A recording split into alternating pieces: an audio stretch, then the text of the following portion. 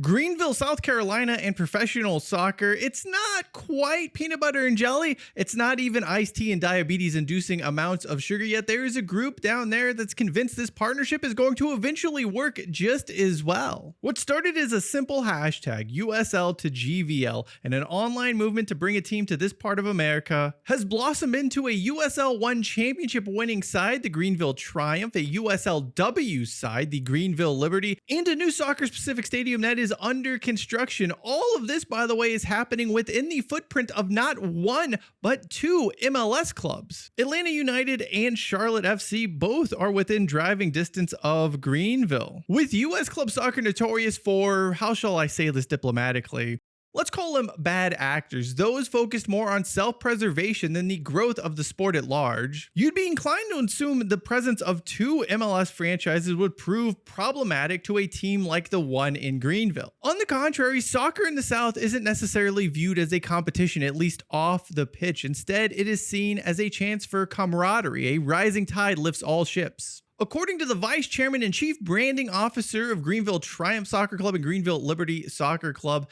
they've been able to find success due in no small part to other sides in their own backyard, as well as a few further afield. There's definitely a rising tide lifts all boats feel to soccer, I think, especially in the South, as we all try to educate this part of the country on the game where it hasn't historically been. Atlanta United had such a successful launch in 2017, and a real fervor from that extended Georgia, South Carolina, all the way up to North Carolina, because this was before Charlotte FC quickly followed. But there was that kind of Atlanta fever, and the match day atmosphere in Atlanta, I think, was so authentic to soccer and the South, in that, yes, it brought the sport. It brought, international players. There was early success, but there was also the tailgating atmosphere that you might find in college football. And I think a lot of people in the South related to that. The relationship hasn't simply been limited to, hey, Atlanta United is popular, and that can have a knock-on effect in Greenville, where fans are going to be familiar with that experience. It was the front office there, as well as at several other clubs, who were able to serve as a source of information and support for Greenville. In 2018, Atlanta opened their doors for our team president, Chris Lewis, and myself and other members of our organization. Darren Eels, who was the president at the time, could not have been more helpful, came down, met with us for a while. President of the business side, too, let us meet with them. We traveled to Philadelphia to meet with the union. We traveled to Bethlehem, Pennsylvania to meet with Bethlehem Steel. We talked to a number of organizations that short of opening their books would tell us everything we wanted to know, and helped us talk about some of the things they did on the fan side too, not just the business side. And then it's kind of been fun to just see the connections made beyond that, because Charlotte started and Charlotte was, even though they're a little closer to us in Atlanta, they were a little further away. We didn't know anybody there, but now their manager is Dean Smith, who is the father of Jamie Smith, who played for us for a couple seasons. So we've got a great relationship with Dean, who's just an absolute salt of the earth guy, as is Jamie. It's just a fantastic family.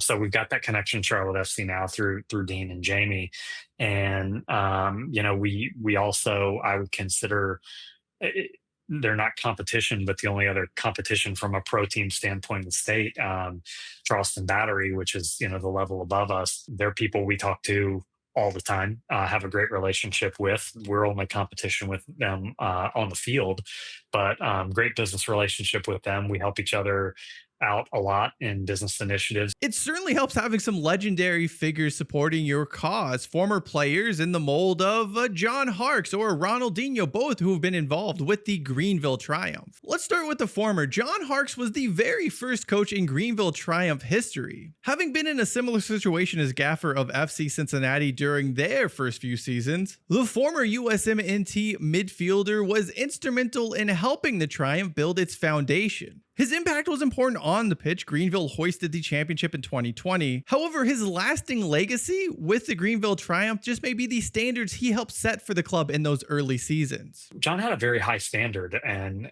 was challenged us a lot, and I mean that in the best way possible. Is the credibility that he provided also asked a lot of us. John asked a lot of us. He wanted the best for our organization, and we wanted the best for our organization. So having someone like that who was such a good source and challenge, person who could challenge us to, as we're building this team, let's build it the best we can be. I think if you look at the trajectory we've had, not just on the field, because John did a fantastic job on the field for us, but what he was able to do and push our organization to do off the field. We're forever thankful for that. Harkes left amicably after 5 seasons at the helm of the Triumph, but another legend would join the fold shortly thereafter. Ronaldinho, via his Grupo Ronaldinho, joined the Greenville ownership group in 2024. So just how does one of the sport's most high-profile figures, a star to this day, find his way to a little old soccer club down in South Carolina? One of the members of our ownership and board, Wallace Cheese, who is a Greenville guy, but has connections to Ronaldinho from his time in Brazil. Ronaldinho, a man like John, who needs no introduction in the soccer community, that was interested in getting involved at kind of the grassroots level and growing the game. And Ronaldinho is somebody who's had a lot of business success since he retired, and still such an important figure in the world of soccer. Just truly a transcendent figure in the game. It speaks to, while John created the credibility, Ronaldinho's investment, I think, speaks to what we've been able to do, but what we're continuing to try to do. Next on the to-do list, a new stadium. Ronaldinho was actually down in Greenville for the groundbreaking of the Triumph's and Liberty's new facility, which happened to be in March. Now, the next steps, the real hard work is underway, although some of the details remain to be determined. So our stadium is going to open sometime in 2026. We don't have exact info on that yet. We're flying a plane as we're building it, but fret not. We got a lot of smart people helping us do that. But we've started construction across the last few weeks. We've really gotten into some of the site work now that the initial grading's done, and pretty soon, hopefully in early October, we'll be really starting to get underway with construction. And it's a spot in town that, no, it's not in the downtown core, which I know makes people pause for a second. Our downtown core is small. It is hard to find enough land to build a soccer stadium. While Paladin Stadium has certainly been a good home for the Triumph and Liberty these past few seasons, the club's forever home will be far better equipped for soccer, and that's something for fans to look forward to. I think that the things I'm looking forward to the most are getting some of those the intimacy back of what we had in terms of sight lines at Legacy Early College, getting fans back closer to the field, getting our supporter section back behind the goal, like it was at Legacy, and just a truer lower level USL soccer experience. And then as far as what stadium is going to look like, it is going to be unique. The development we're going in is a kind of mid-century Italian design that the developer Hughes Investments has put together, and I think from the outside it's going to be unique. It's going to fit into the design language of Bridgeway Station, but from the inside it's going to be a soccer stadium. There's a field, there's seats, there's club areas, there's a bar, there's standing area. So I think that anybody who might be a little apprehensive about the uniqueness of the design, that's aesthetic, but what we're focused on is delivering a great soccer viewing experience, and that makes us excited to show rendering soon and get people in there in a number of months. I almost committed to a number of months. I'm not going to commit to an exact number of months because I'm not in construction.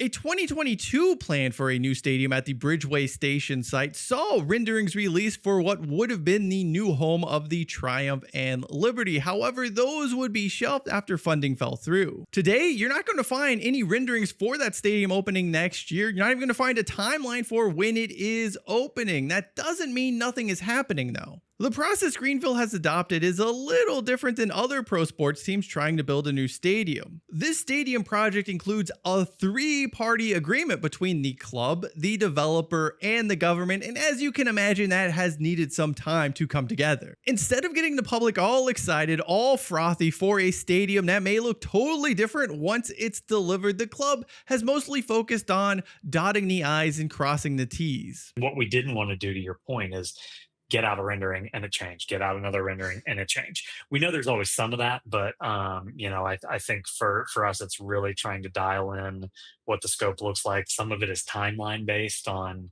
we want to get in there sooner rather than later. And if that means we have to phase some stuff, we'll phase some stuff. We want a home, our fans want a home. So I think that's been kind of the challenge of a lot of it is getting that dialed in enough to where we feel like we could put out a rendering that we feel is close. There definitely is some of that, to our fans. Hey, we want it as much as we can.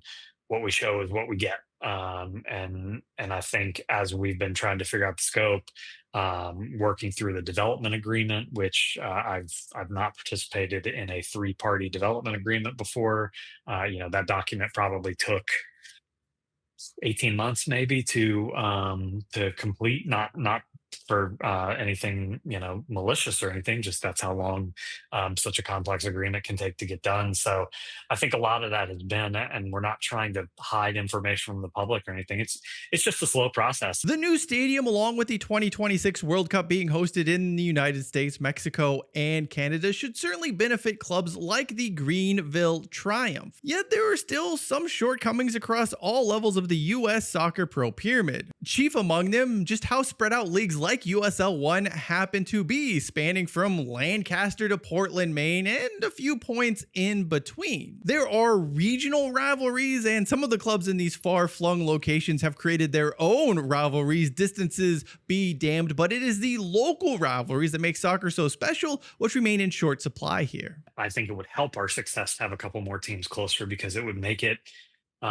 would just the level of fandom would be able to go through the roof. Right now we have one opponent on the men's side that's within 2 hours, and that's Charlotte Independence. And even that on if you get a weeknight game or a Friday night game is still kind of a tough drive. But I know our supporters would love to be able to scoot up to Asheville, scoot down to Columbia.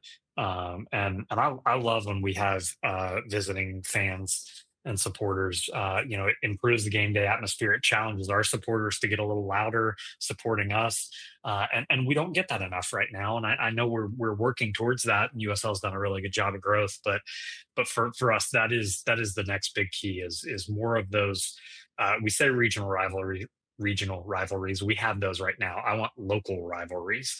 That's the thing that's really going to unlock this league, in my opinion. Well, look at that. What do you know? We managed to talk all this time about USL and lower division soccer in America without mentioning the words promotion and relegation. That's got to be a record of sorts. The thing is, for the Triumph, they're certainly looking forward to that being introduced to the United States Soccer League down the road, but this is not priority 1, 2, or even 10 for the club. There's that P/R phrase that's coming up that we're pretty excited about.